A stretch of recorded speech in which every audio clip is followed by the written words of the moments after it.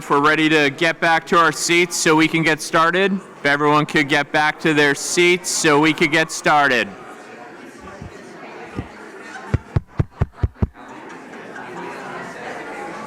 Cool.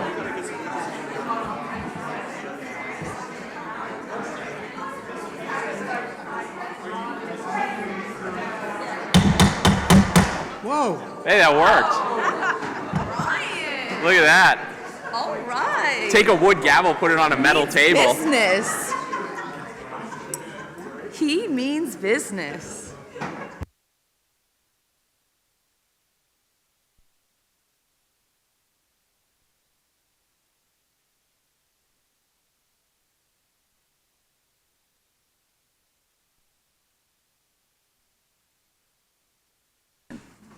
Picked up Hot. by anyone? That wasn't hot mic'd. Olivia, David, Waiting for Olivia and David Mario. and Mario. Well, I understood 10 minutes. We'll give them a second to get back and then shame them for being late when they come in.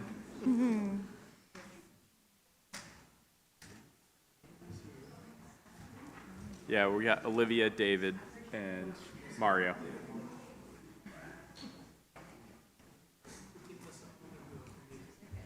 That's right. Yeah, well, what do we need to, let's volunteer them to do something real quick. Can we do something with them with the bond attorneys that were here earlier, that they all have to, that anyone Meet with who's them. absent now has to go to the next bond closing? How about that? let's do that. No offense to the council again. Yes. Oh, sorry, Junius, I didn't know you were here. Wonderful outside counsel Oh. that we, Hey, At least make them join with us. it's not a punishment. I was being nice about it. At least make them fill out the Zoom call. Yeah. All right, let's go ahead and get started for the sake of time. Katie, let's talk about legislation. take it away, Katie. Alrighty, so we have a little bit of a legislative update for you all today. Uh-oh. All right, so some important dates of note that are coming up. November 19th is going to be the start of organizational session, so it's going to be post-elections, and it's the first formal day of a legislative term for Senate and House members, and it's going to convene for the purpose of selection of the officers. January through February are going to be our committee weeks for legislative session 2025. March 4th is set for the convening of the regular session, and May 2nd is set for sine die, but of course we know it could always go into special session. So, upcoming leadership, which you all are probably well aware of, but our incoming Senate president is Senator Ben Albritton. He represents areas of Charlotte, DeSoto, Hardy, Lee, and Polk counties. His background is in agriculture, so we might see some interesting things coming out of the agriculture side of the conversations. And our incoming Speaker of the House is Representative Daniel or Danny Perez. He is an attorney by trade and represents areas of Miami-Dade. All right, so corporation policy proposal. I don't think it's any secret that these last two legislative sessions have been largely successful for affordable housing in our state.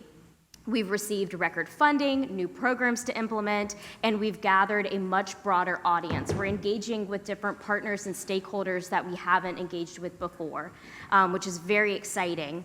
So these last 2 years have been historically transformative for affordable housing in the state of Florida. And that kind of leads into our strategy for the upcoming legislative session. We are planning on focusing on appropriation advocacy, storytelling of Florida housing resources and programs, and education for our members, our new members, and staff as well. So we will actually not have a corporation policy proposal this year.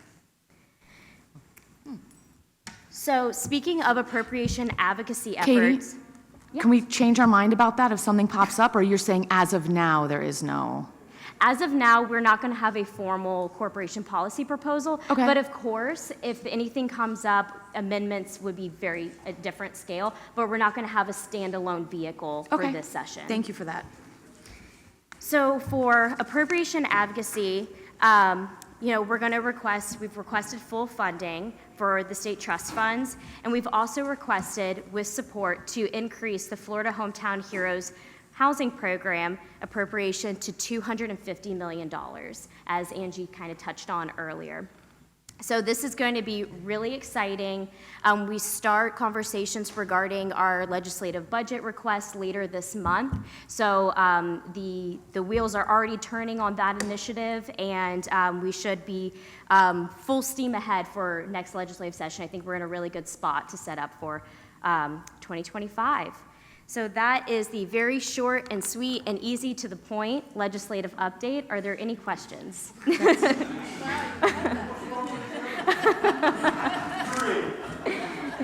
Can we get the bond attorneys back in the room? Oh, gosh.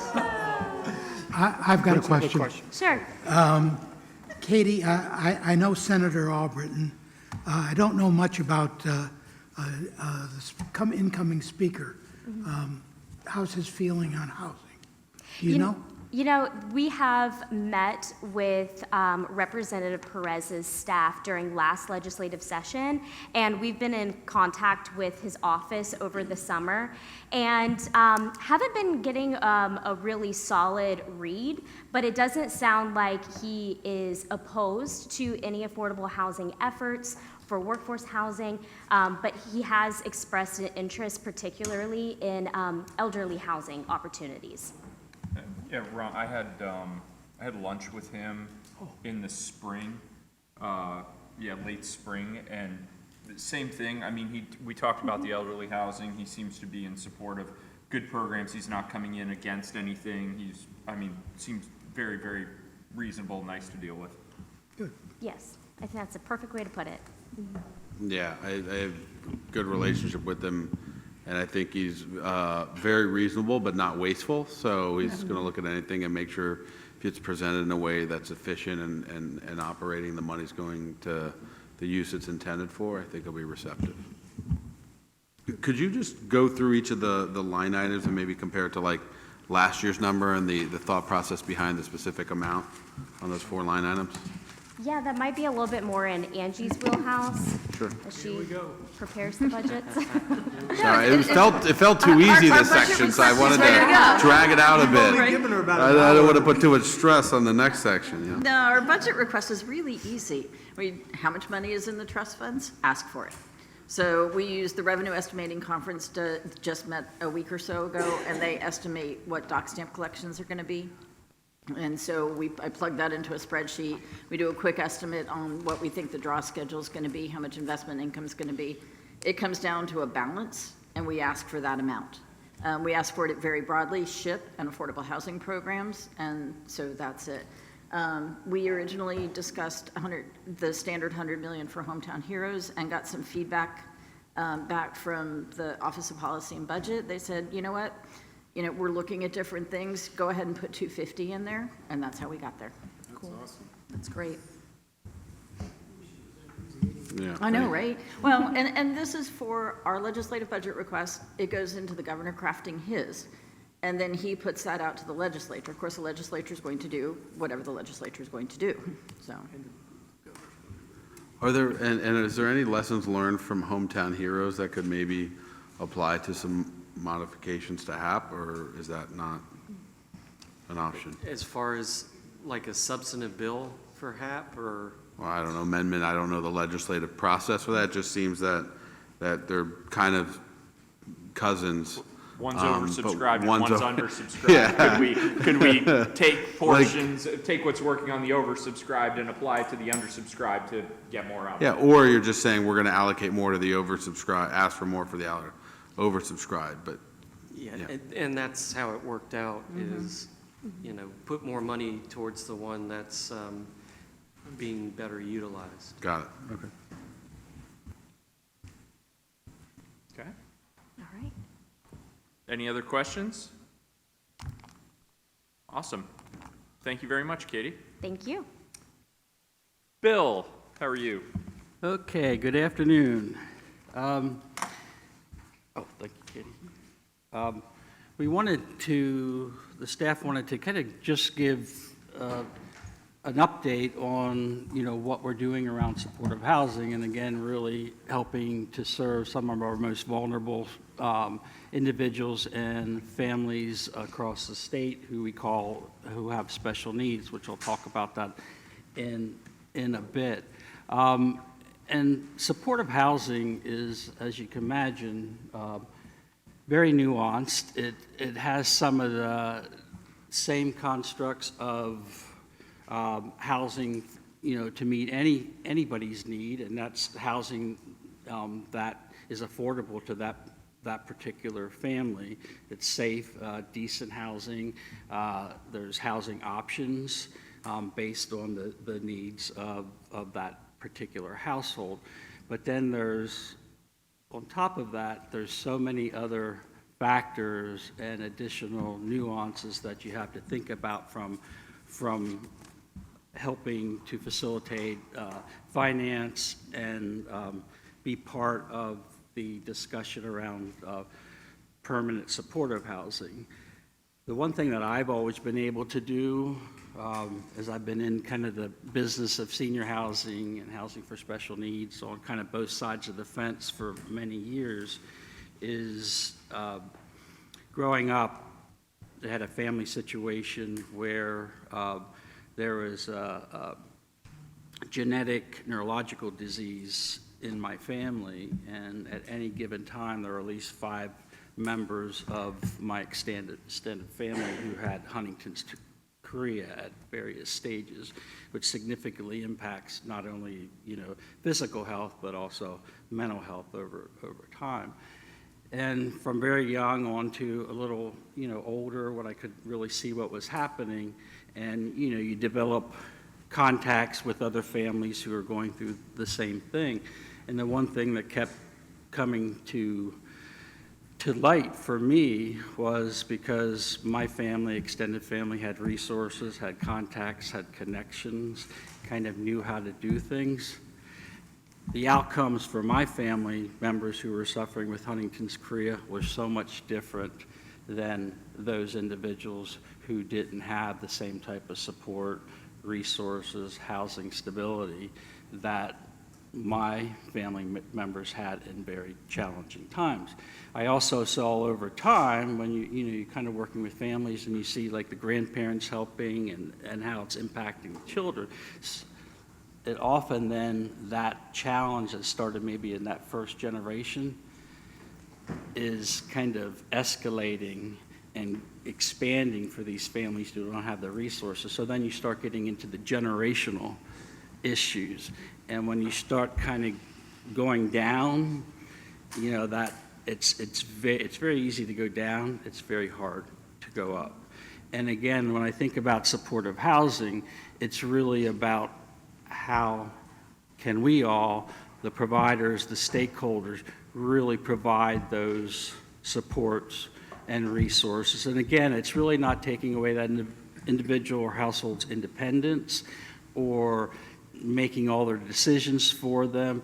It's really giving them that leg up to live their ultimate or optimal lives, depending on what their needs are and their individual needs are. So that's really kind of how I put my head around what supportive housing is. It's not only housing, it's all the other things. And it's also where it's like where a family can do or a good friend network can do.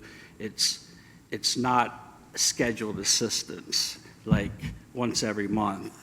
It's when you need it at that time. And it may only be once every 6 months, or it may be something you're going through a crisis where you have to help that family or individual out of that crisis. Again, to be kind of moving away from just living in that constant crisis setting and be able to do. So I apologize for that, but I was hoping that that'd give a kind of a little sense, and I think that's kind of in many ways how we kind of can all relate to that with our families and folks we know.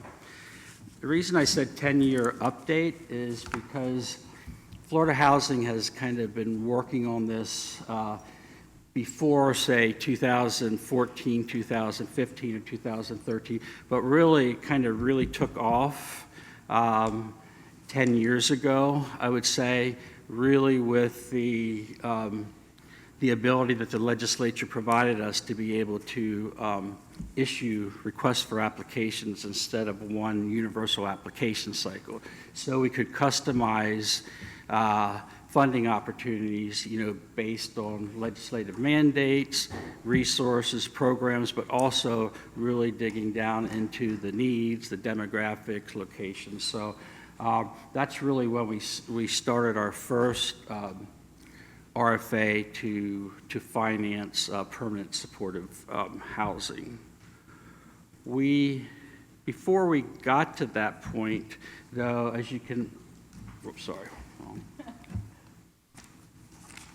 Before we got to that point, there was, as you can imagine, a lot of work, because you don't just kind of say, okay, we're gonna start this housing model, and hopefully that it works. There was a lot of stuff that led up to the 2013, 2014, and I won't go over it, but it was kind of interesting because there was a lot of research, there was a lot of work with extensive and very diverse stakeholders, including our own development community, our service providers, our nonprofits who serve persons with special needs, as well as doing a lot of work with HFAs in other states, and working with coalitions and advocates. And what was interesting that I found, I started working with the other HFAs.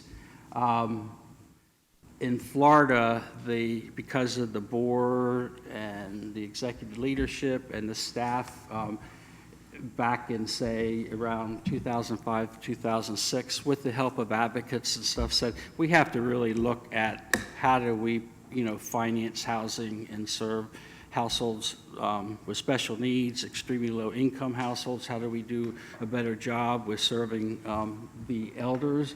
And what I found is that most HFAs across the country are involved in supportive housing or specialized housing for persons, but they're not kind of leading it or initiating it. It's coming from the Health and Human Services side, or it's a certain mandate.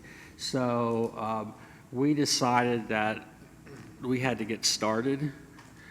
Because the amount of time it took to kind of get a unit on the ground. So again, as we talked about earlier, you wanted to get a lot of things right, but we knew it wasn't going to be perfect, but we had to start, developing and kind of creating a model. So we did a whole range of things kind of leading up to this, again, that helped our, general occupancy households, our elders, and it was really looking at developing a range of housing options for persons with special needs. One size did not fit all. And again, permanent supportive housing is only one kind of maybe option in the continuum of housing needs for persons with special needs. We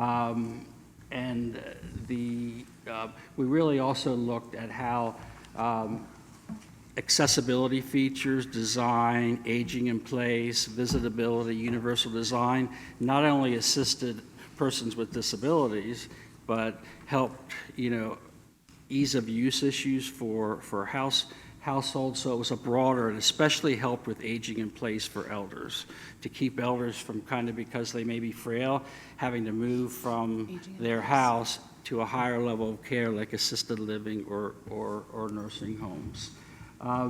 We developed a program, and again, with the help of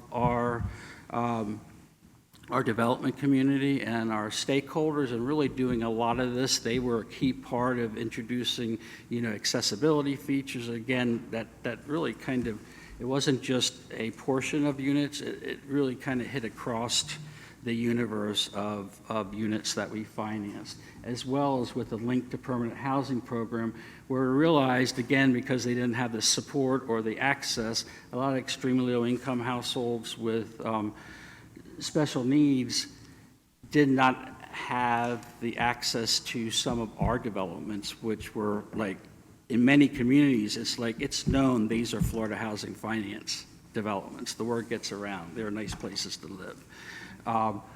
But so what we did is we did a set-aside back in 2009 where we have a link to permanent housing where persons with special needs that have ELI households, they're working with a case management agency to help with their special needs.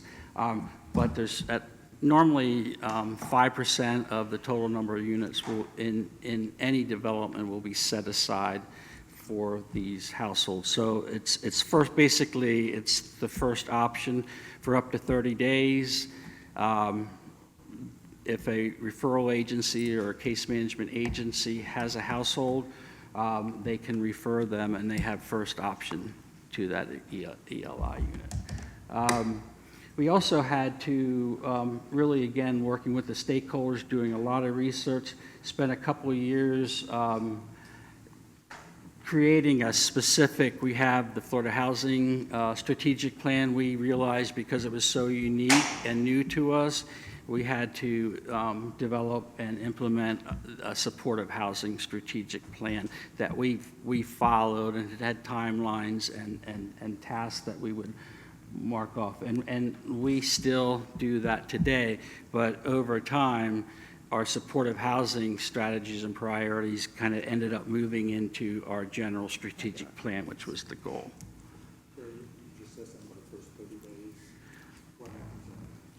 The unit then opens up to any ELI household who has applied for that unit.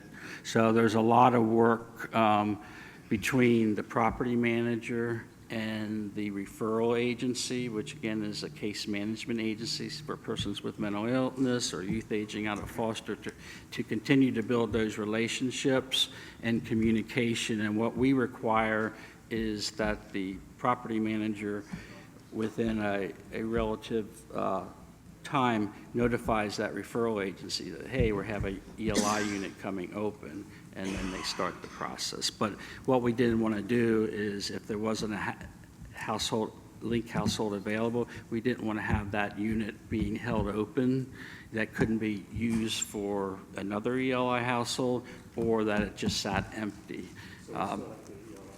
Yes. It still has to be an ELI household, yes, thank you. So what is permanent supportive housing?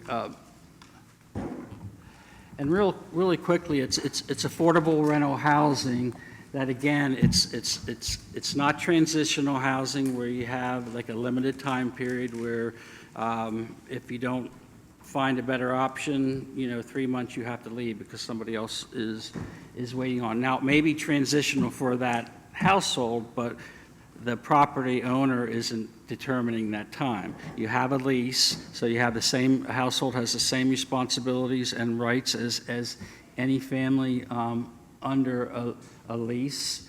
And also, the key part, as I talked at the beginning, the supportive housing, and in particular the supportive housing provider, provides a lot of the housing stability supports. And what we have learned over time, the best practice is that starts before that person even moves into their housing.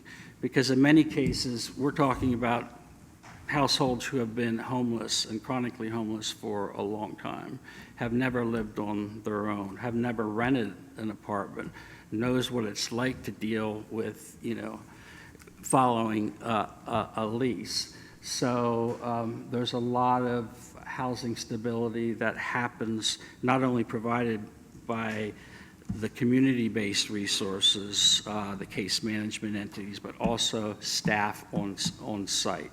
That, again, it's not, you have to wait until Tuesday until you see your case manager. You can walk down the hall and deal, with somebody on site that can help you address the issue.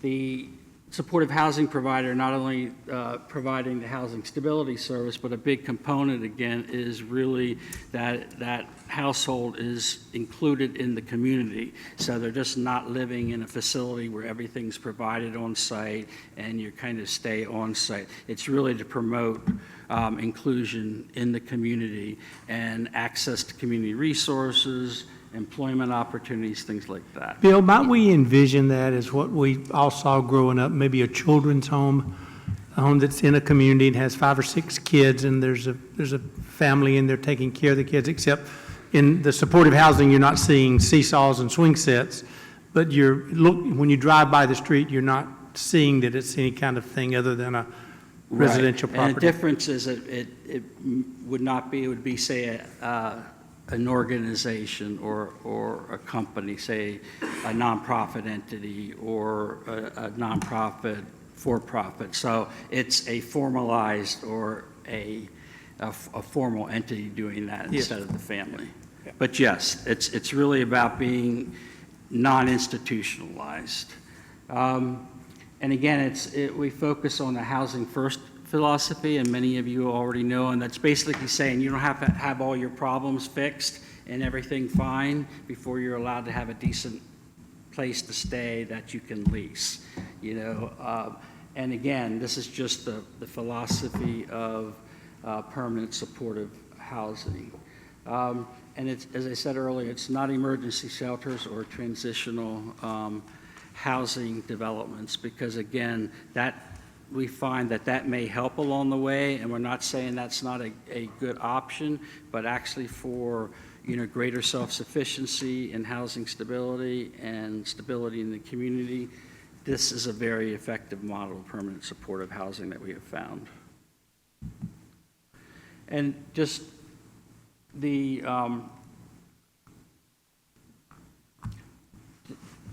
more specific about what persons with special needs are, and this is statutorily defined, persons with a disabling condition, so that's a broad range of, again, disabling conditions that affect physical health, have physical impairments, but also developmental disabilities, mental illness. And then the definition has 2 additional, what we'd call non-disabling condition, although many also kind of are co-occurring situations, but survivors of domestic violence and youth aging out of foster care. Now, permanent supportive housing also serves homeless households. And again, not all homeless households need permanent supportive housing, nor do all households with special needs need permanent supportive housing. But often you'll find that the persons with special needs who need and are very vulnerable and need permanent supportive housing and can use are homeless, and often they're very chronically homeless. I would assume that our definition of homelessness is in line with HUD and not in line with McKenzie-Vento or any other definition of homelessness. It's about the broadest, the state definition is broader than, Oh, so it's not the HUD definition? it's not the HUD Oh, okay, definition. wow, that's great, okay.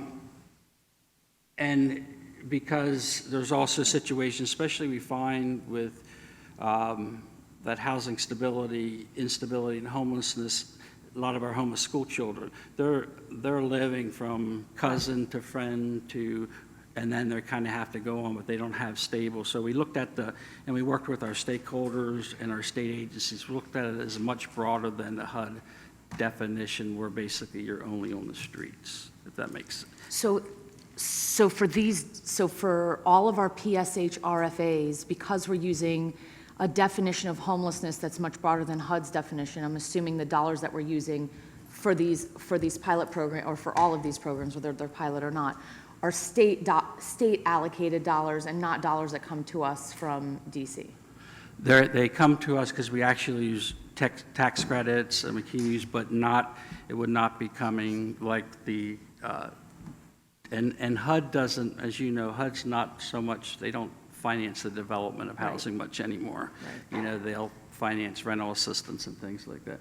So really, they do not provide our resources for rental assistance, with the exception of our federal home program, that we use that for the homeless school children. So that's, again, an important reason why, as I Are we able to leverage that as a marketable talking point, whether I'm talking about the board or staff do something more formal, to talk about how many more families or how many more people across Florida were able to help because our definition of homelessness is so much broader than what the feds use, especially since our definition includes, I'd almost argue, an ounce of prevention. Exactly. How are we able to leverage that into bite-sized talking points, again, for the board and then also perhaps for staff? We could definitely do that with kind of very specific examples of how that made an impact. Great, I'd be That's a interested in that, thank you. great idea. And then, again, as I was saying, they just really need more than affordable housing to gain and maintain housing stability and success in the community.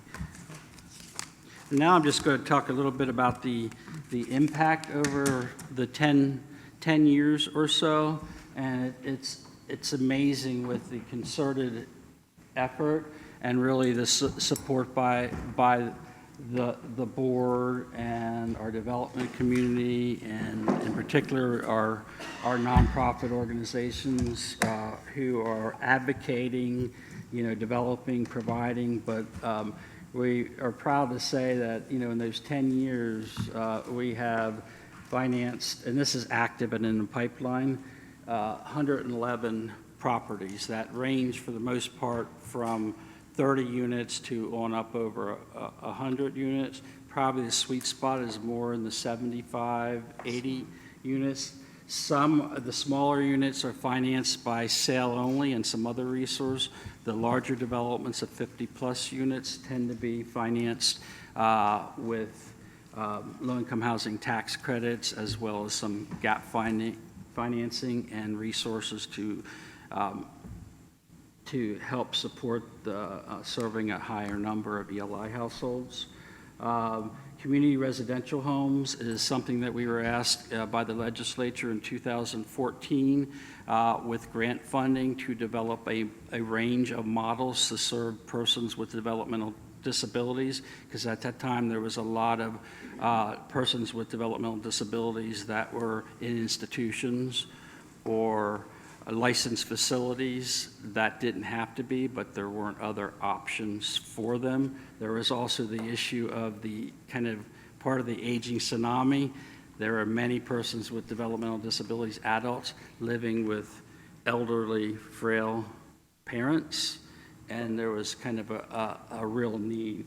So as part of also using the model of the larger permanent supportive housing developments, we also developed the smaller community residential homes that tied with a Medicaid waiver program that was funded to provide all the services that that person with developmental disabilities or intellectual deficits needed. So that was kind of our first melding of, services, resources with housing resources, which is needed. And then as I just talked about, LINK, we have 613 properties participating, serving 4,900 households, and then really with starting about 10, 12 years ago, really focusing on serving the lower income households, extremely low income, even those that are at 22% AMI, who are those individuals that may be on SSI, that will be, because of their disabilities, that will be their income for the rest of their life. LINK in general occupancy, is that another way of saying set-aside units? Set-aside, yes. Thanks. Yes. Thank you. And then the Live Local Act, which was kind of a new, because we're always looking, again, a range of housing options, is, with Melissa's team looking at innovative strategies, and we had 2 general occupancy developers or applicants who were willing to serve youth aging out of foster care, again, who really didn't need. They needed more of the affordable living in a great location, with resources. And so with those 2 deals, we collected 37 set-aside units long-term for youth aging out of foster care. So we're always looking at ways to address that. So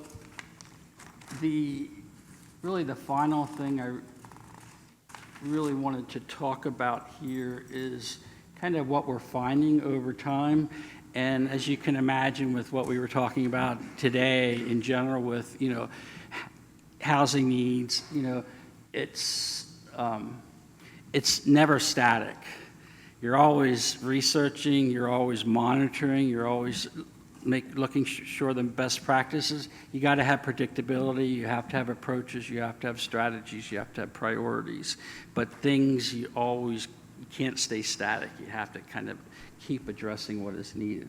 But in general, what we've found with independent research is permanent supportive housing saves public funds for health care and emergency services. When I talk about emergency services, everything from ambulance to a police officer having to address a domestic incident or something because of homelessness.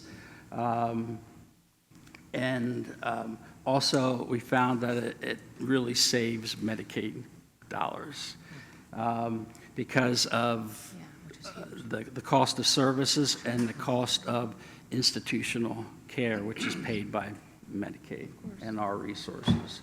So it really reduced publicly funded supportive service over time as the households became more stabilized. So maybe immediately after kind of moving into permanent supportive housing, which is good, they were, helped to access community-based services, so they weren't using the ER room for, those types of supportive services. And so, but over time, we found that use of those services reduced over time also. It significantly reduced interaction with criminal justice and the homelessness services, as you can imagine.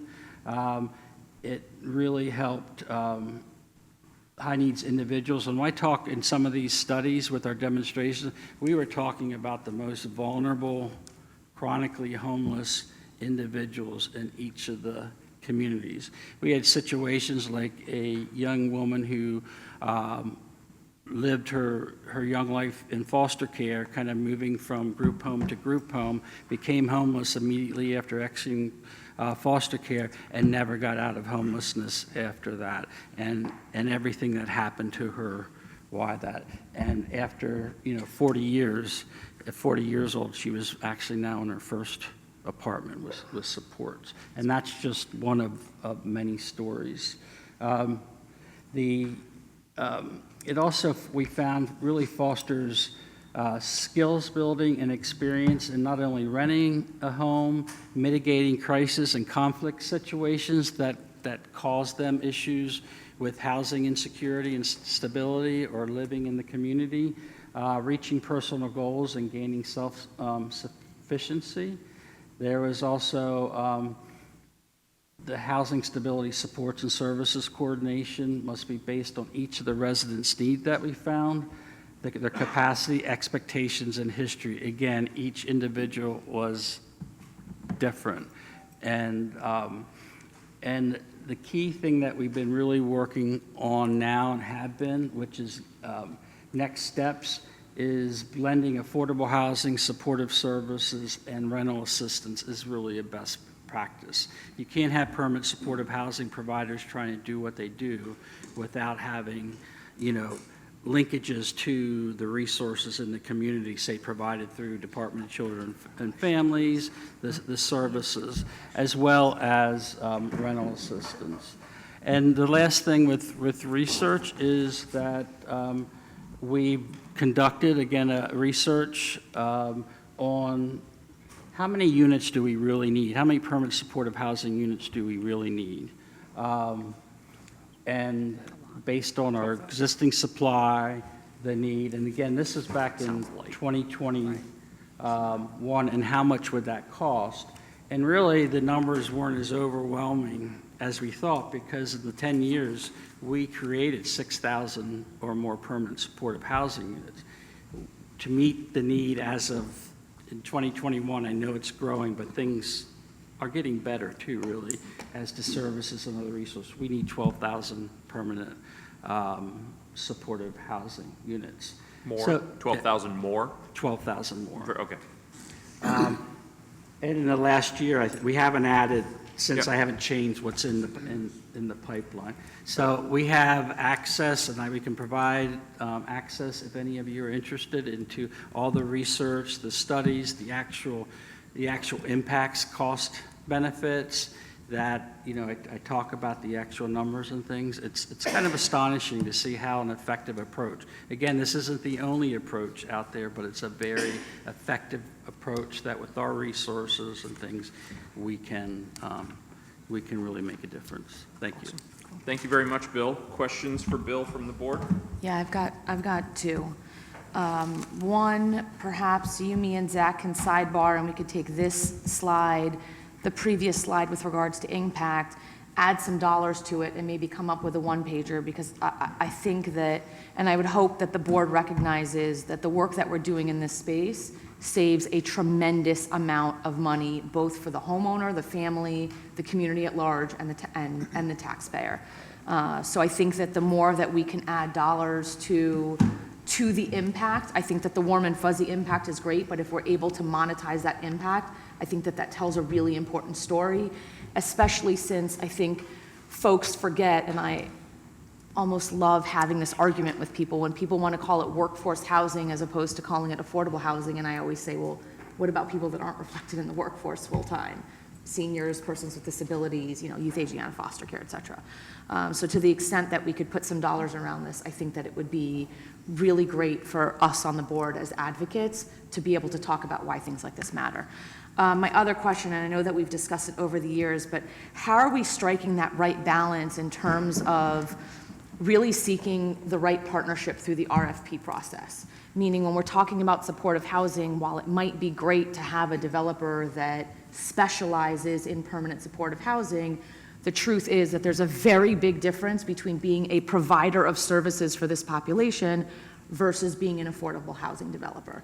And I know that we've had sometimes a little bit contentious with some of the other partners that we have around the state, but striking that right balance in our RFPs to be able to promote and support some of these partnerships where you've got an affordable housing developer that has no experience in permanent supportive housing, but you've got a really solid provider that does not want to become a developer, but yet, together for them. I mean, in Fort Lauderdale, 7 on 7th is a perfect example, but how can we do a better job of promoting those and not just curating those RFPs specifically to promote, while I recognize that those specialized developers might have more experience, but just to be able to provide opportunity for other partnerships around the state? I think one of the things is, and that's a very good question that we've kind of been trying to work on, find the balance, because it's, we need somebody who has the experience and capacity to kind of develop,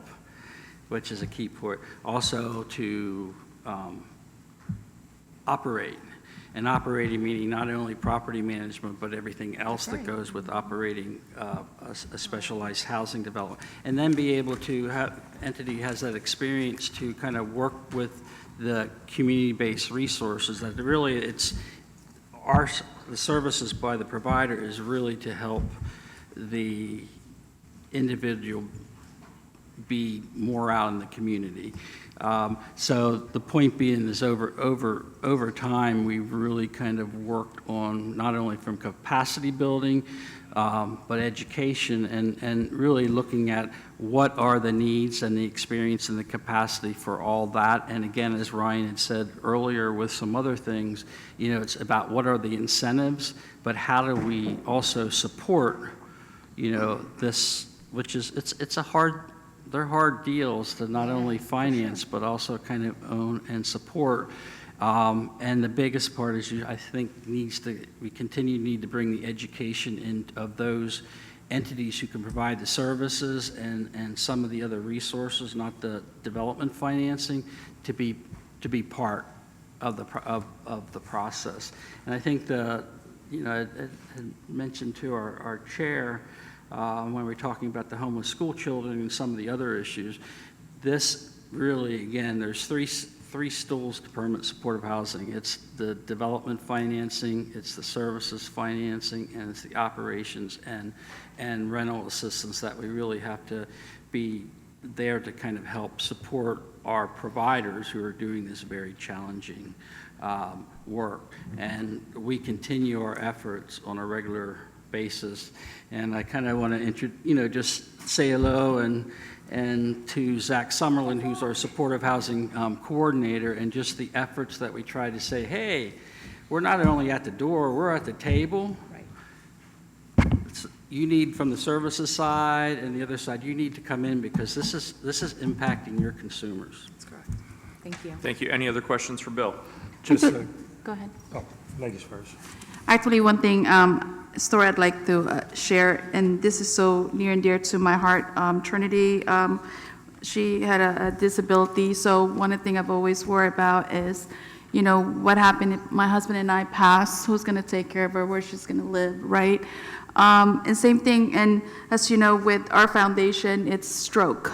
So 1 in 50 people are walking around with brain aneurysm not knowing about it. So again, there's the stroke, and once, they have that disability, their family can't take care of them. And that's why this is so near and dear to my heart. But second thing too is, in the hospitality, we are in the state of Florida, we're working so hard to really work with different organization and local school to train, the person with disability, and we train them in the front desk and housekeeping in all different area.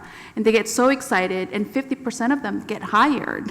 And they're so excited, they get their first paycheck, but they don't have any place to live if they want to be that independent, or if the grandmother's raising them, they won't be able to take care of them anymore because of transportation and housing. And the housing is the biggest opportunities right now, so. That is right. It's amazing too, what we see, and you all know, is when you don't have to worry about kind of housing stability, how much more you can do. Employment opportunities, you can, really focus on, and that's what we've seen in permanent supportive housing. Once the crisis is over and you have the support, all of a sudden they're starting working on reconnecting families, reconnecting with their jobs, looking at kind of income, their credit, all kinds. Again, it's very resident-centric. And one of the things, the next steps that we're kind of really looking at, and where we really need champions and help kind of thinking about this, is really a lot more of the business community. And when I say that, really like the healthcare industry, hospitals, and again, kind of looking at, not only workforce housing, but they're impacted by folks who are homeless or instably housed and utilizing the wrong resources because they don't have the advocacy or the access and things. They're wanting to be part of the solution, and how do we kind of bring them also into support? Again, maybe they don't want to be the developers, but they might want to finance or invest in housing. Thank you, Bill. And then David, and then we'll go to the open discussion portion. Okay, just a quick question. Do you, all these units that, properties that we have, is there a specific area of the state where it seems like we're building these units, or is it just spread out around? Our goal from the beginning is kind of addressing the needs, but really working to kind of distribute them as much as possible around the need. Because the one thing with, and now it's the same thing with affordable housing, it wasn't just focused, and there may be more need for it in a particular area, but with homelessness or specialized housing or housing for special needs and homeless households, we realized from the beginning it was across the state. The need was across the state. So there's not a specific area of the state or a community that's more focused on this, that is doing it?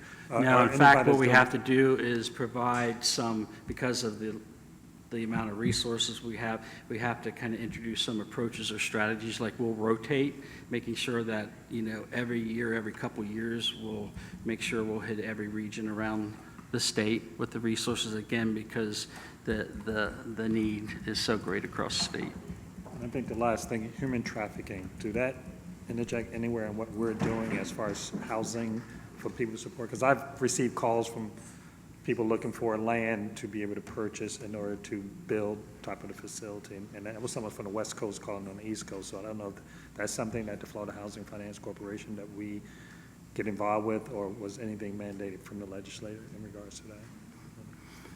It would be really kind of fit into some of the, but what we have found, and we have kind of spent some time looking at this, because again, it adds one other nuance and things regarding safety and process and security and the needs, and there's providers in the audience even could talk about this. It's kind of something difficult, and but in fact, it's something that I personally have been kind of focused on. It's hard to kind of, if I may say, kind of get your arms around how best to do it. But we would certainly like to, make that one of our specialized housing priorities. But we need the service entities and the other entities kind of coming on board and helping us say, how do you do that? Thank you. Thank you. So the next portion and last portion, essentially, of the day is the open discussion. Purpose for this is for anything that board members want to talk about more, probably more program specific. I think it's clear from the presentations today that everyone wants to spend the next 30 minutes talking about bonds. Is that right? So what I'd like to do is quickly go around to each board member, and if there is something you want to talk more about, just let me know. I'll jot it down, and then we'll prioritize based on how much demand there is. So, Dev? Yeah, I just want to say, the more time we spend together, the more I'm impressed with how efficient and good our staff is. So thank you all for the information and the time today, but also throughout the year. I'm always just interested in how can we get more efficient with the existing programs that we have. And again, those that are on the front lines, I want to hear from staff if they have any thoughts or ideas to more efficiently get the dollars out and more efficiently spend those dollars. And then secondly, how can we better support, whether it be legislatively or during our time together in these meetings to help get those dollars out. Okay. Thank you. Jody? I would like to see if there's possibility of doing regional training for city, county housing offices. It would seem to me that Cape Coral, Fort Myers, Bonita, Naples, Sarasota, Port Charlotte might have synergies that they all can talk about, and we can go in one-on-one and get them going. And Tampa, Lakeland, Clearwater area.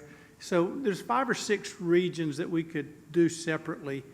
And it would seem to me that there's so much that we have to offer, and we're getting so little participation from some really good communities, or lack of participation from some really good communities. And I wonder if it's something, what can we do to get that to the top of their, because the top of their priority or on their plate, because they all say they want affordable housing, they all say they want more things.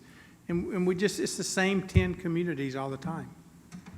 Does that just, the coalition? And maybe we go to them versus ask them to come to us. Well, I think the coalition has the breakouts at their annual conference next week in Orlando, Yeah, where so it is we're regional about- and topically So we separated. got a year to figure it out. Well, no, actually, we present throughout their conference on all of these things, and then they have breakouts, I think, by area, but I'm not sure. Angie? I believe so, and I don't know their agenda as well as probably Bill does, but also through the Florida Housing Coalition, we have the Catalyst program, and a lot of what they do is trainings for the local governments. Now, we can look at how they're structuring their workshops, whether it's regional or just topical, but. Something's wrong, and I realize it's overwhelming on the first deal. But is there something we can go along beside them and help them to the extent we can with Sunshine and all? Is there something we can do to help get them going? And would you be, are you thinking more of where the staff directly? As I said, because we have technical assistance providers through like our pre-development loan program that kind of help, especially new entities in the process. We provide education, but we kind of, other than that, I think our staff do a great job in working with stakeholders, but we haven't done that in a while, like kind of directly, like doing the training or doing the TA. We contract with the Florida Housing Coalition to do that, but that's something we could do. Okay. Any other topics, Jody, that you want to talk? Larry? Mario? I think I'd just like to hear, in terms of staffing of Florida Housing, what gaps we have, any deficits that, we need to fill. And just to make sure that, we got the full team working on everything and not working everybody else to death, because we're short. Laura and Angie need to work on their poker faces. Ron? Oh, that's over? Anything else, Mario? No, we're going to come back to we're not doing the discussion now, figure out the topics to order them. Anything else you want to talk about? Just I'll add to the topics.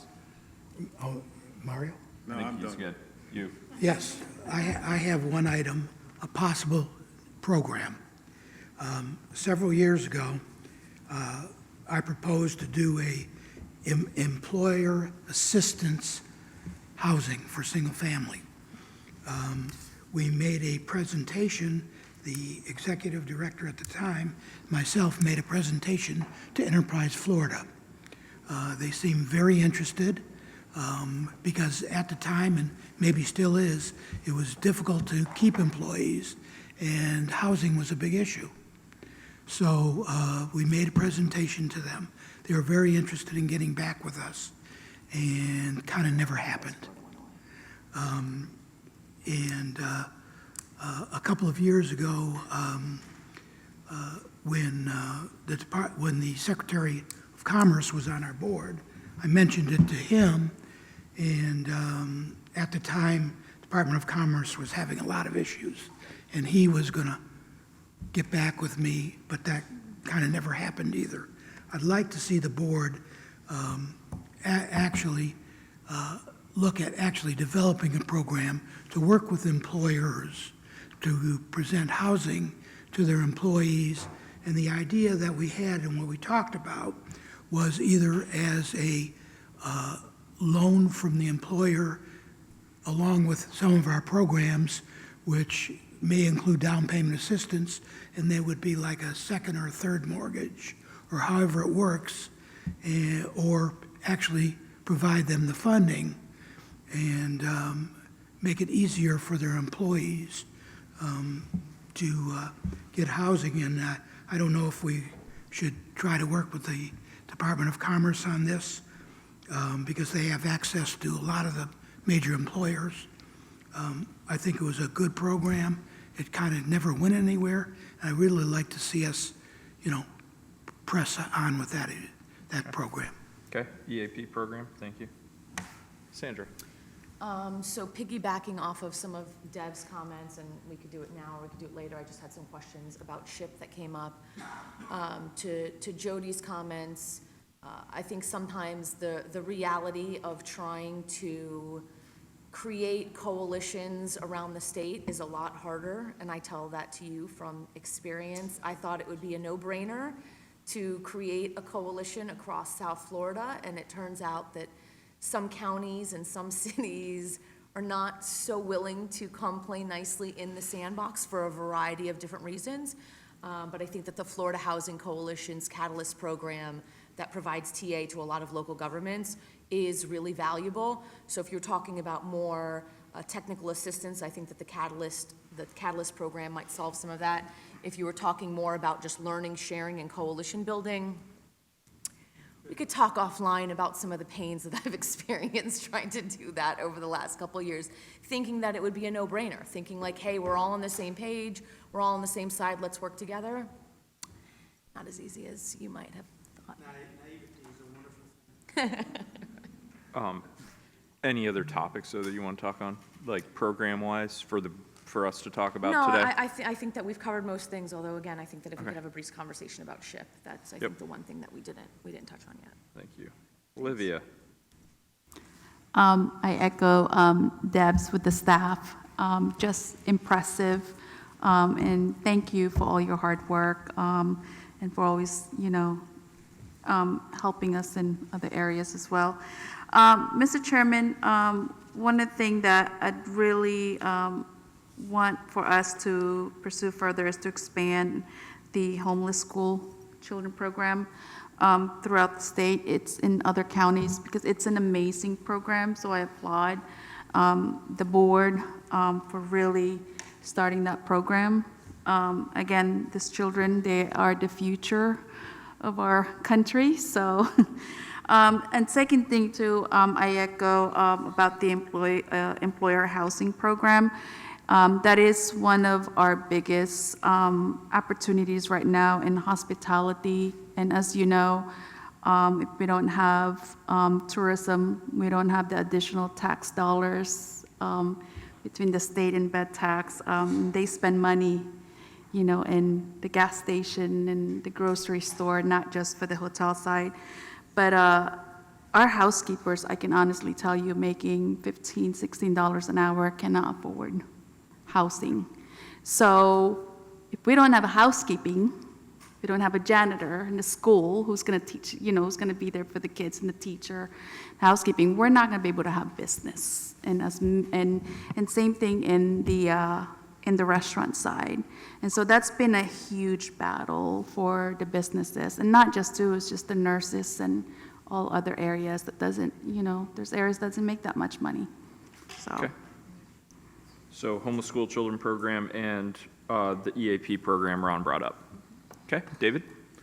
Besides recommending that our staff go to the Fiji Islands or somewhere all expense paid trip, but for all the hard work that they've done. but honestly, what Bill's hit on a little about partnering with other organizations in the community and how we can expand what we do to help support them. I know the Florida Realtors and the Realtor organizations have charitable foundations that we raise funds to help people with down payment assistance in each of the different counties that we have here, that some sort of a way that we can be able to partner with them to help support what they're doing, to help with the, where we may be short, that they can be able to partner with us, something to that nature, because there's a lot of organizations doing that. How can we all work together to support more people in the community that we see? That's it. Okay. I'm trying to figure how to address that, like topically or program-wise. I but think it's Fiji. No, I don't know, so I'll leave it up to you guys. Okay. Or to the attorneys behind us. So, these poor bond attorneys are really getting, I'm sorry, Genius, I'm sorry, Jan, anyone else who's still here and we keep making fun of you. guys made a heck of And an I'm sorry. I'm sorry. Okay, so going through this list, Jody, if you don't mind, could you separately go over with staff on what's in place for the local, regional already, and then see if we can visit that separately as a board first? Is that all right? That's fair. Then for Dev, we will cover, efficiency, timing, and legislative dollars. Like really, topically, that's what can we do from a process standpoint to improve that timeline, because that directly translates to dollars. What can we do as board members? Is that topically? Yeah, or as an organization, I guess as an organization, I just wanted to give staff actually time to give us feedback from the front line and what we can do as an organization, and then on top of that, so it's an and/or what can we as a board do to support those efforts to make that happen. Okay. So would you guys mind come up with something from a process standpoint, if there's anything that can be done where if it's either legislatively changing, which I know is challenging depending on the legislation and the layers of that, or if we as board members could do something to eliminate a process or improve on a process that you see that somehow like we're a constraint in the way, or that legislation that we have some relative control over is in the way at the state level that we could lobby to improve on? Does that make sense? Is that what you're looking for? Yeah. Okay. And we can definitely take a look at that. And I think even this year, we've done a little bit of that, where the multifamily accelerated some of the RFAs to get the funding out a little bit quicker. So, but we will continue to look at efficiencies. Right.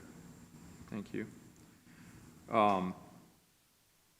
Staffing gaps, would you take a moment to just talk about from a staffing standpoint? Because I know there are vacancies and there are some vacancies and some people are doing multiple jobs. But from my previous discussions with you separately, you know, we've granted the budget necessary for you to be able to do it, but it's just difficult to fill some of those, and filling some of those roles are outside of our direct control on filling.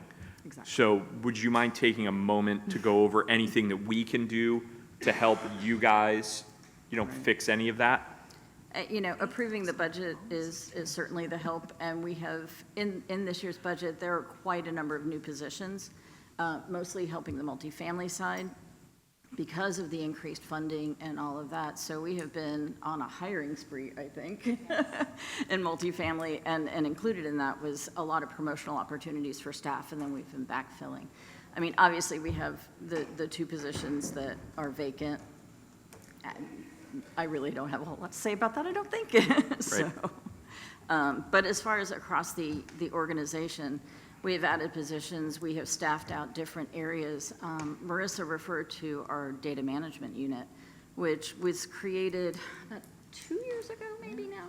Yeah, and we have been staffing out that unit, and that's been a huge help to us to be able to really, you know, scrub our data, make sure that we have all the data that we need to make some of these funding decisions.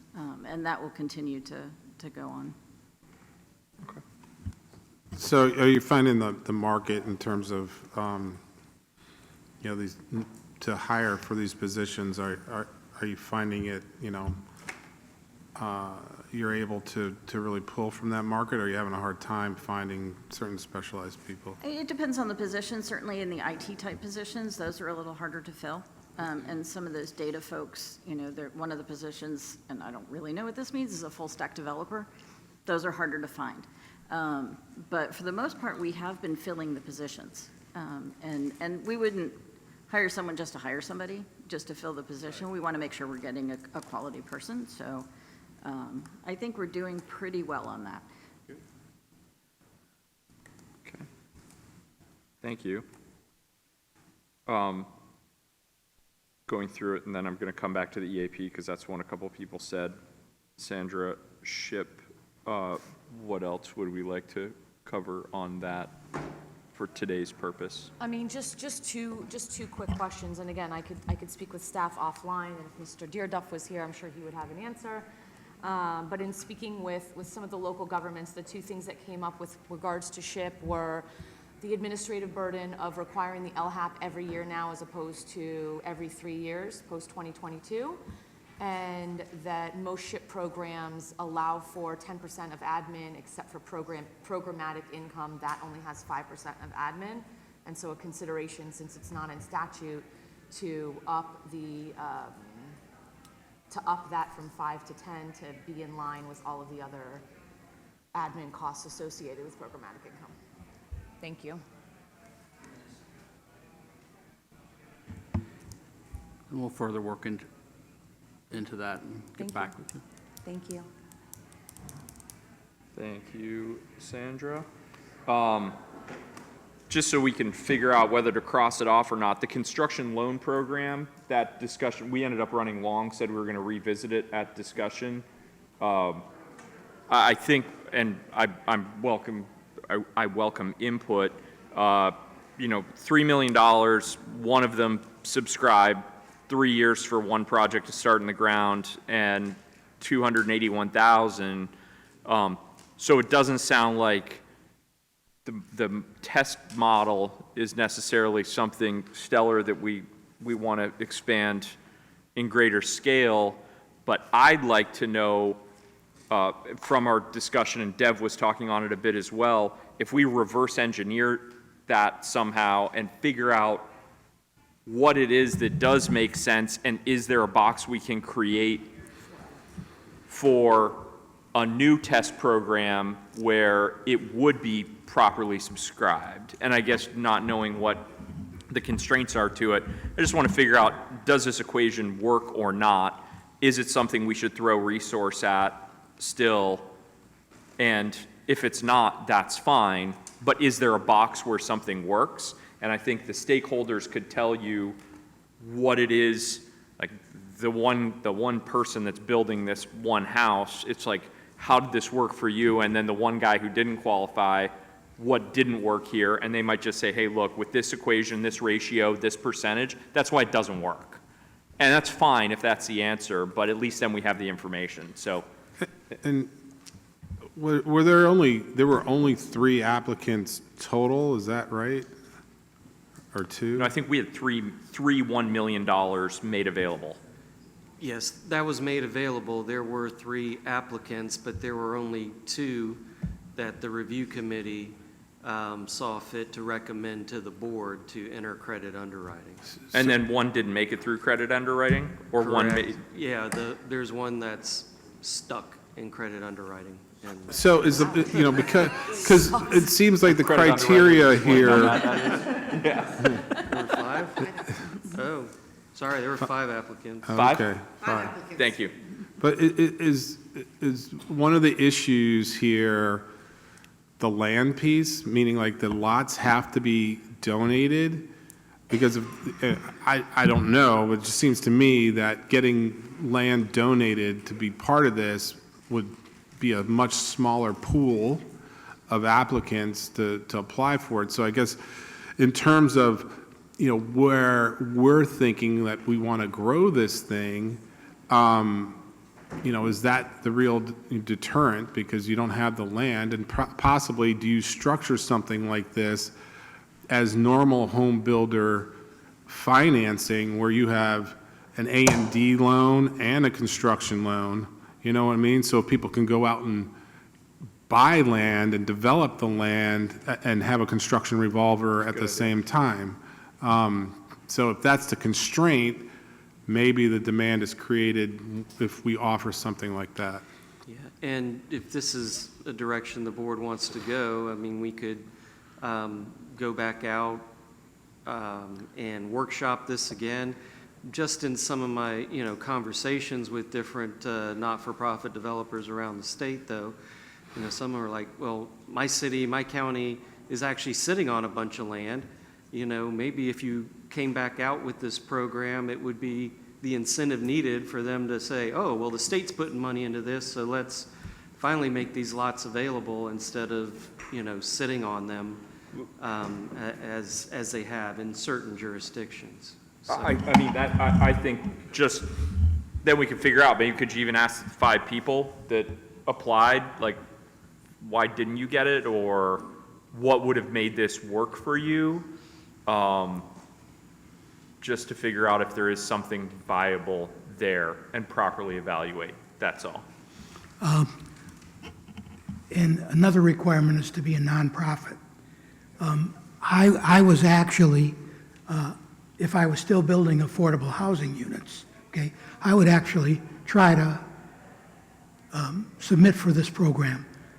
It is a great source of getting cheap construction dollars, and it's very difficult.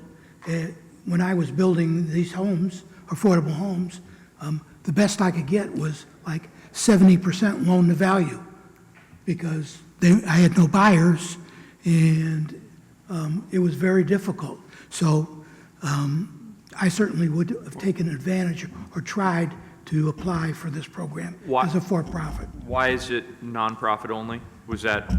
it wasn't, it was, Typically, if you're going to have a donated lot, it needs to be donated to a nonprofit. Yeah, I would say most local governments would go And by that. the donated lot helps the economics of the deal for what you have to sell it for. Got it. Which opens up a wider range, or either you gotta have cash put in, and who wants to put in, the builder doesn't want to put in cash. Right. Yeah, thank you. But- You hit it on the head. It wasn't limited to not-for-profits, but it seemed like to get For donated. donated Donated, land. yeah. Want going to, Yes. Well, but if it's deed restricted, then, I mean, at least it's, it's going to for the intended purpose. The other thing I would just mention, I'm sure some municipalities have it's easier for them to give it to a nonprofit versus for-profit, but the deed restriction helps if you know it's going for an intended use. Have you communicated with CRAs? Because you have a lot of CRAs that have land, especially scattered vacant residential sites. There's a lot of them are sunsetting around the state, so they have to figure out what to do with these lots. And a lot of them have cash too, that they have to spend. So if there's gap financing needed, they could potentially come up with the program. So I sat on a CRA board. I'm happy to talk to you about it offline, but this was a problem of what to do with these scattered sites. So, that could be a solution to getting more options and more users. Yeah, I'd say I would look at how we were marketing it in the first place to see if perhaps there's an opportunity for us to maybe speak to some of the non-usual suspects. I mean, Deb, for me, we both sat on Mandy's board. I'd be Land interested to know trust, whether or yeah. not the land trust is aware Yeah, of it. and the land trust could be a beneficiary, maybe take the lots with CRA and partner with the developer that actually does the Correct. ground up. So it seems to make this work, you're going to need a couple different parties. so it sounds like there's interest from the board in seeing if there is a way to make this program more viable than what was frameworked in the original. Specifically in Broward for Sandra and I, so we don't get enough attention here. I would also encourage to, when you do the workshop, also work with, I know there's some Chamber of Commerce in other counties that are really trying to expand the affordable housing, and where they're trying to get, land donated, and so I would probably reach out to the chamber as well. Boxes for the board. Thank you. Okay, so that's on the construction loans. Back to the two open, there was 2 requests for the employee assistance thing, so, and there was 1 request for the homeless school program, but I'm going to use my request for the homeless school children program. For the sake of time, I'd like if we could set up a workshop in the next couple weeks. But you and I can't be on, what's sunshine rule? Like, could Olivia and I both be on that call or no? How does that work? So are you planning like a panel? Because if it's a workshop, it's got to be a publicly announced meeting. All I want to do is have a longer discussion about it when we're not running 3 minutes behind schedule towards the end of the day. And see, where do we want to take this? I think this homeless school children program is one of the coolest programs we've ever created. And I think that a statewide model would be amazing. I know, and I've had extensive conversations with Bill about it. There's some things in the way when we use the home program. When we use the home program, there's, we can't reimburse the additional services for, I think that's some of the conflicts. Like, these groups that are helping aren't being paid additional monies to help with this program, so everyone's kind of at max bandwidth for it. And there hasn't been much of an appetite, except when there's someone who totally champions it just because they're an amazing person, like Charlotte County, Angela in Charlotte County, who runs with it. But outside of that, I'd like to see if there's a model statewide that could be done. And does that mean we need separate funding for it? How much does it cost? Do we approach that with the legislature, with the framework of the program? Something like that. Do we need, I don't know what it takes, but what's the demand here? Is it 20 million bucks? Because if it's 20 million bucks, happily have someone, a friend draft it into legislation and propose a bill for it or include it in a budget. And I mean, I'll lobby for it myself, but I just want to have the discussion on what it's going to take to make that a program that is available statewide. And I think probably one of the key or primary things that is important to discuss that we have found over the last several years is really, again, the champions and really the focus around the coordination and the partnership between, the school districts, the case management entities, or like the Department of Children and Families, the public housing authorities, which have been fantastic.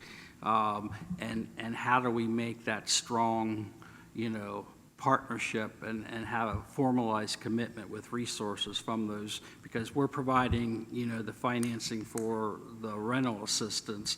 It's like where the challenges come in is there's not enough case management dollars, or Right. the focus, like during COVID, the focus went somewhere else, even with the services. So it's starting at the top, really, in this case, now that we have the model, and bringing the partners together, if that makes sense. Yeah, so we have the model. It's been deployed in a couple counties. It's been successful and some less successful in others. And I'm more interested in seeing what would it take to take the working model statewide? What does that require financially? And then once we have the financial commitment, those are like caseworkers and such. If we need to have money, not just the rental assistance portion of it, if we need to have money for that, where can we, budget our own money to pay the caseworkers to handle the cases for us? Like, I just want to have a larger discussion about it, and I don't know what the framework that we're allowed to do that because of Sunshine is, and that's what I'm asking, what the technical. We just need time to set up the logistics and properly notice the meeting. It's a workshop, so you won't be taking any board action, so you all could participate. But for interaction, if somebody's trying to call in, it's just another way for us to set it up. Is the problem because more than one board member would be on it? You're allowed to talk because it's a publicly available meeting. I understand. So would it be? But we would, if you're trying to take any action, of course, we need hit I quorum understand. and all that I understand stuff. that portion of it.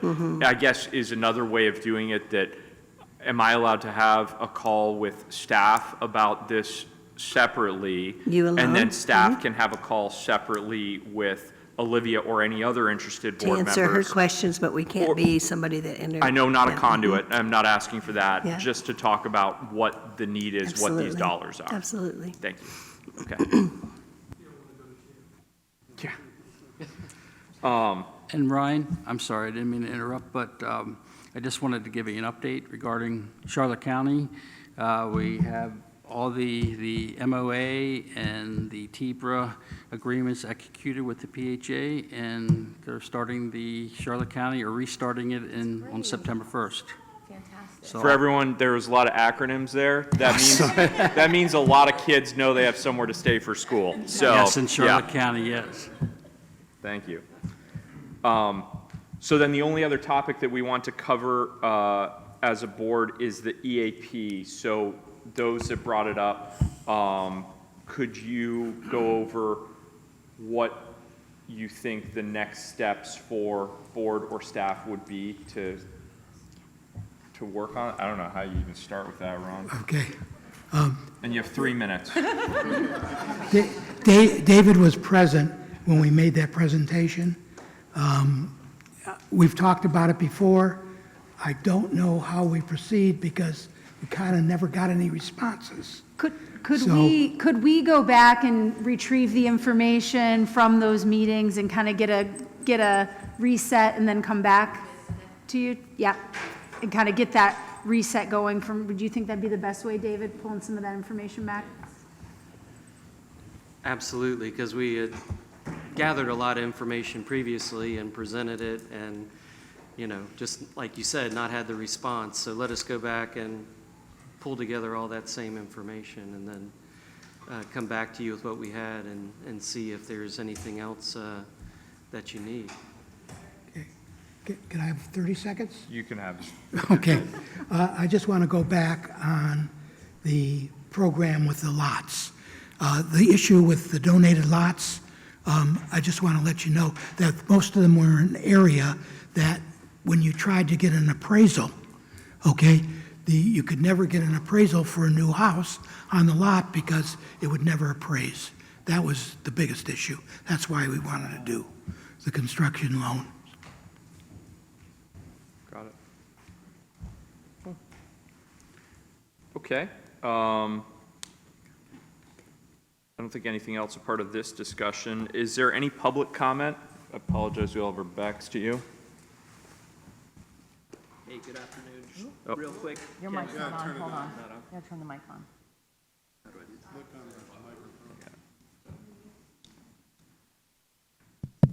Mic's on? All right. Good afternoon. Ken Naylor with Atlantic Pacific on behalf of the Coalition of Attainable Housing Providers. Just wanted to say briefly on behalf of the industry, staff should really be acknowledged. You all brought up the turnover, the staffing challenges. Just keeping the lights on in light of all of that would be an amazing feat. They also rolled out a ton of new programs, and those take a lot of work. The legislature writes a paragraph, they spend 1,000 hours putting something together. So thank you on behalf of CAP. Appreciate you. Thank you. Right there. Hello, my name is Mario Sariol. I'm with Paxton Developers. Thank you for the board members for allowing me to make these comments. In regards to tomorrow's agenda, item 2, in the action items, item Roman 2, B 2024 Rule of Development, Funding Preference, Notice of Change. This action recommends adding 3 new elements to the scoring to evaluate an application for the competitive solicitation process. These 3 recommendations are having and maintaining a controlling interest in the ownership of an affordable housing project. Mr. Chair, may I interrupt? This is better placed at tomorrow's meeting. Okay, that's fine. I apologize. Thank you. Yeah, that's fine. Thank you. Hi, Shannon Nasworth, President and CEO of Ability Housing, but also a board member of the Florida Supportive Housing Coalition. So one, thank you yet again for all of the conversation around supportive housing and vulnerable populations that we all work together to serve. We really appreciate it.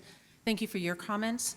I will let you know that the policy committee of the coalition has been trying to put together recommendations within the framework that Florida Housing has to operate of how they can identify the good joint ventures versus the ones that aren't going to be in the best interest of the residents ultimately. And that's really what we're all trying to do, is make sure that the housing is operated by the people who know what the residents need. And we very much know that joint ventures with for-profits or nonprofits are a key part of doing this. And we've put forth some recommendations, but would be happy to meet with anyone to discuss that, because we agree with you. We need to do more supportive housing. We need more parties involved with it, but it needs to be the right people doing it the right way with best practices. Agreed. But thank you. I have to piggyback. The staff has been phenomenal. I know you guys already know this, but just the last 2 years and everything, it's quite remarkable that they've pulled off everything they've done, and you guys have been great to work with, and thank you. Thank you. Amen to that. Since we were talking about the Florida Supportive Housing Coalition, can we give a quick shout out to their executive director, who's former Florida Housing staff? I know that she's taken her expertise with FHFC and moved that over to the Supportive Housing Coalition, so worthy of note.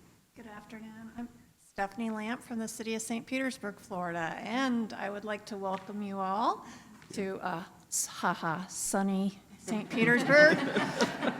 And I really do want to thank Florida Housing for their great partnership, especially over the last couple years. 2 years ago, we allocated 75% of our ARPA funds, our $45 million ARPA, towards affordable housing.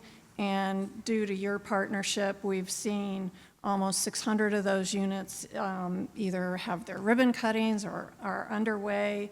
The CHIRP funds were invaluable during that time, and we've got a couple more that are just now coming online. So I really, really want to thank you for the great partnership.